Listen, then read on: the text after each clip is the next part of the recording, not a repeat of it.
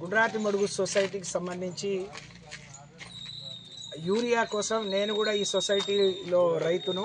నాకు 5.5 ఎకరాల భూమి ఉంది. ఇప్పటివరకు ఒక బస్తా యూరియా కూడా రాలేదు.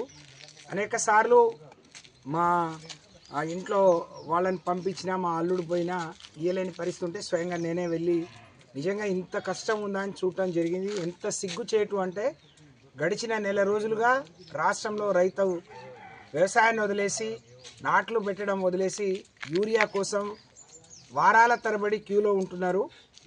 10 ఎకరాలున్నా 5 ఎకరాలున్నా ఒక్క బస్తా మాత్రమే ఇస్తున్నారు. ఇది చాలా దుర్మార్గం.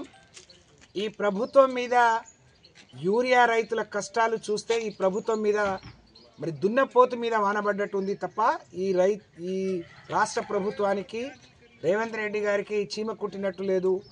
మరి ఎంత అధ్వానమైన పరిస్థితి, ఎంతమంది కొట్టుకుంటున్నారు. ఎప్పుడు లేని కొత్త పరిస్థితిని 10 ఏళ్లలో ఒక్కరోజు ఒక్క రైతు రోడ్డు ఎక్కని పరిస్థితి నుంచి ఈరోజు 500-600 పెడితే కూలీలు రావట్లేరు.